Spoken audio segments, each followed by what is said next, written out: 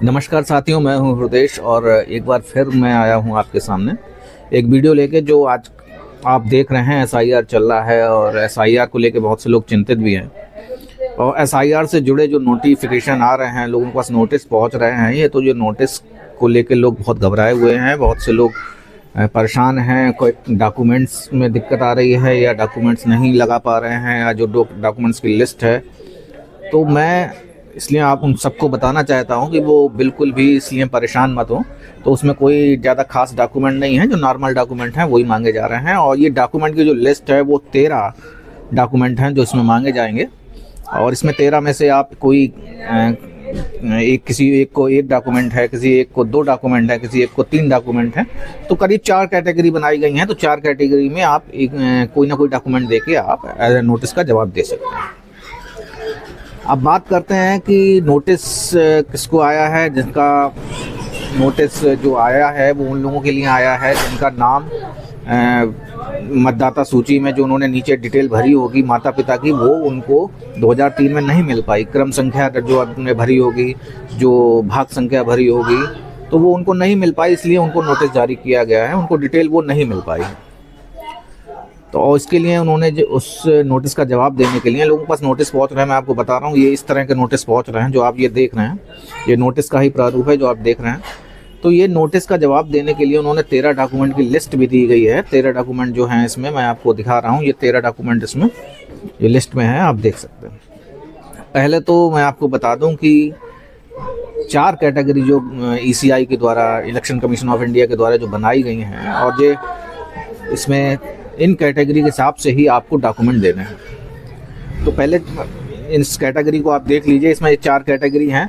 पहला कैटेगरी की तरफ आपको बताते चलते हैं कि जिनका जन्म 1 जुलाई 1987 से पहले हुआ हो और उनका नाम 2003 की वोटर लिस्ट में भी है। समझ लीजिए, बहुत ध्यान से, बहुत ज़्यादा टफ चीज़ नहीं है। जिनका जन्म 1 जुलाई 2087 से पहले हुआ हो और उनका नाम 2003 की वोटर लिस्ट में है, तो उनको सिर्फ अपने 2003 की वोटर लिस्ट की कॉपी ही जमा करनी है। कोई डॉक्यूमेंट अतिरिक्त नहीं देना है। जैसा कि आप इसमें देख रहे होंगे, लिस्ट की ही कॉपी उसमें लगा देनी है। अब आते हैं बी कैटेगरी पे। बी कैटेगरी में है जिनका जन्म 1 जुलाई 1987 से पहले हुआ है और लेकिन उनका नाम 2003 में नहीं है। वोटर लिस्ट जो 2003 की है उसमें नाम नहीं है मतदाता सूची में। तो उनको जो 13 डॉक्यूमेंट हैं, पहले 11 थे, अब 13 डॉक्यूमेंट हो गए हैं। तो उस 13 डॉक्यूमेंट्स में किसी एक ऐसा डॉक्यूमेंट जो देना है जो उसकी जन्म और स्थान का पता बता दे। तो ये जो 13 डॉक्यूमेंट की लिस्ट है वो यही है, इसमें से आप देख सकते हैं। ठीक है, ये आप समझ लीजिए, बहुत अच्छे से क्लियर समझ लीजिए कि जिनका जन्म 1 जुलाई 2087 के 2003 की मतदाता सूची में नहीं है, उनको नोटिस आया है, तो वो इस 13 डॉक्यूमेंट में से एक डॉक्यूमेंट दे सकते हैं। उनको सिर्फ एक डॉक्यूमेंट देना है। अब सी कॉलम पे आते हैं। जिनका जन्म 1 जुलाई 1987 के बाद, 2000 निकल रहा है, 1987 के बाद हुआ है और 2 दिसंबर 2004 के बीच हुआ है। 1 जुलाई 1987 के बाद और 2 दिसंबर 2004 के बीच का कैंडिडेट अगर वो है, उसको नोटिस अगर आया है, तो वो 2 डॉक्यूमेंट देगा। जो एक वो खुद के लिए देगा, एक अपने माता पिता के लिए देगा। जो ये तय करे कि उसके माता पिता का उसके पास एक डॉक्यूमेंट होना चाहिए और एक खुद का, 2 डॉक्यूमेंट देने हैं। अब डी कैटेगरी पे आते हैं। डी कैटेगरी में वो लोग हैं जिनका जन्म 2 दिसंबर 2004 के बाद है। ठीक है, और उनको नोटिस अगर आया है तो उसको 3 डॉक्यूमेंट देने पड़ेंगे। सबकी कैटेगरी अलग अलग है, किसी को 1 देना है, किसी को 2 देना है, किसी को 3 देना है। तो डी कॉलम में उसको 3 डॉक्यूमेंट देने हैं जिसका जन्म 2 दिसंबर 2004 के बाद का है। तो वो 3 डॉक्यूमेंट में क्या क्या होना है? एक तो वो अपने लिए एक डॉक्यूमेंट अपना खुद का देगा, जो 13 डॉक्यूमेंट हैं उसमें से, और एक अपने माता पिता का देगा, और एक अपने माता पिता में से मतलब माता का देगा, एक पिता का देगा। यदि बाई चांस, ठीक है, तो आप इसको, और इसका दूसरा तरीका ये भी है कि मैंने ये अभी ऑफलाइन तरीका बताया है जो आप BLO को दे सकते हैं। इसका दूसरा ऑनलाइन तरीका भी है। तो ऑनलाइन तरीका में भी यही है कि आप को नोटिस अगर आया है तो अपना आप EPIC नंबर ला के आप उसको चेक करवा सकते हैं। उसमें पहले तो मोबाइल नंबर लिंक होगा, वो 24 से 48 घंटे में हो जाता है। उसके बाद वो सेम प्रक्रिया है पूरी, उसमें जो अपने आप खुद शो कर देता है किसको 1 डॉक्यूमेंट देना है, किसको 2 डॉक्यूमेंट देना है। तो ये ऑनलाइन प्रक्रिया भी है, तो आप ऑनलाइन के तहत भी अपने डॉक्यूमेंट जमा करा सकते हैं।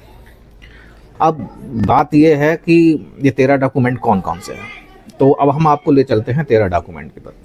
तो ये लिस्ट जो आपके सामने आई है, ये 13 डॉक्यूमेंट की लिस्ट है। तो इसमें आप पढ़ सकते हैं, आप तो स्क्रीन पे देख लीजिए। फ़िलहाल मैं इसमें ये जो पेपर है मैं इसमें बता देता हूँ, ये आप स्क्रीन पे देख सकते हैं। इसमें जो पहला है कि कोई भी पीपीओ का, आपके पास अगर कोई पीपीओ है या सर्विस का कोई डॉक्यूमेंट है, वेतनभोगी है या उसका कोई पहचान पत्र है, तो आप उसमें जमा कर सकते हैं। दूसरा, आप इसमें एक देख लेंगे कि LIC, बैंक, डाकघर या कोई भी आपका इसमें पासबुक है, पहचान पत्र, प्रमाण पत्र, इसका आप लगा सकते हैं। तीसरा, कोई जन्म प्रमाण पत्र जो किसी भी सक्षम अधिकारी के द्वारा आप जन्म प्रमाण पत्र जारी किया जाता है राज्य के द्वारा, तो वो आप लगा सकते हैं। ये सभी के लिए हैं क्योंकि ये पूरे देश में SIR चल रहा है। हर राज्य के लिए यही डॉक्यूमेंट्स मांगे गए हैं, हर राज्य के नागरिकों के लिए जिनको नोटिस आया है SIR फॉर्म जमा करने के बावजूद। पासपोर्ट एक मांगा है, एक हाई स्कूल का मैट्रिकुलेशन का प्रमाण पत्र मांगा है, निवास प्रमाण पत्र मांगा है, वन अधिकार प्रमाण पत्र मांगा है, SC ST या कोई अन्य मतलब कास्ट कैटेगरी का प्रमाण पत्र मांगा है, राष्ट्रीय नागरिक रजिस्टर की नकल मांगी है, परिवार रजिस्टर की नकल मांगी है, भूमि, अगर आप कोई ऐसा डॉक्यूमेंट है जो सरकार के द्वारा आपको भूमि दी गई हो, मकान दिया गया हो या उसका कोई डॉक्यूमेंट है। और एक ये 13 नंबर कॉलम पे है बिहार में जो कराया गया, ये बिहार के लोगों के लिए है कि बिहार के संदर्भ में जो SIR कराया गया उसमें नामावली का अंश मांगा गया। तो इसमें 13 डॉक्यूमेंट हैं। 13 डॉक्यूमेंट्स में आप कोई भी डॉक्यूमेंट आप इसको सबमिट करके सब लगा के अपने DLO को, अपने अधिकारी को जो उसमें नोटिस में दिया रहता है, आप उसको जमा कर सकते हैं। तो मैंने आपको दोनों तरीके बता दिए हैं, तो बिल्कुल भी आप बेफिक्र रहिए। इसमें SIR को लेके जो नोटिस जारी हुए हैं इसमें बिल्कुल भी परेशान होने की ज़रूरत नहीं है। फ़ोटोकॉपी करा लीजिए और उसको आराम से उसमें पिन करके अपने BLO को, जहाँ पे उनको वो नोटिस जारी हुआ है, तो उसमें पीछे ये देखिए, पीछे जो आप देख रहे हैं, ये पीछे जो लिखा हुआ है, ये पीछे इसमें बताया गया है कि आपको इस जगह पे बुलाया है। तो आप यहाँ पर जाकर अपने संबंधित अधिकारी के समक्ष ये डॉक्यूमेंट, जो भी यहाँ पे अधिकारी होंगे वो आपको बनाए गए होंगे, वो आपके डॉक्यूमेंट कलेक्ट कर लेंगे। तो बहुत मैंने अच्छे से समझाया है, एक बार आप उसको देख लीजिएगा, वीडियो बार बार देख लेंगे तो उसको अच्छे से समझ में आ जाएगा। तो बिल्कुल भी घबराने की ज़रूरत नहीं है। इसलिए SIR का आप आराम से नोटिस का जवाब दे सकते हैं। इसका ऑनलाइन ऑफलाइन दोनों तरीके मैंने आपको बता दिए हैं और ये हर राज्य के लिए है। जिसको भी नोटिस आया है तो वो उसके लिए बिल्कुल आप लोग इसको अपने BLO को डॉक्यूमेंट दे सकते हैं। तो इसलिए और जो लोग चैनल पर नए हैं तो मैं उनसे यही कहूँगा कि प्लीज़ चैनल को सब्सक्राइब कर लीजिए, जिससे मैं आपको इस तरह के अच्छी जानकारियाँ दे सकूँ जो सरकार और जो अपना योजनाएं हैं, ये अपनी वैकेंसीज हैं जो युवाओं के लिए हैं, तो सबकी जानकारी मैं आपको इस वीडियो के माध्यम से, इस यूट्यूब चैनल के माध्यम से, इस फेसबुक पेज के माध्यम से देता रहूँगा। तो प्लीज़ सब्सक्राइब कर लीजिएगा, फॉलो कर लीजिएगा। Thank you.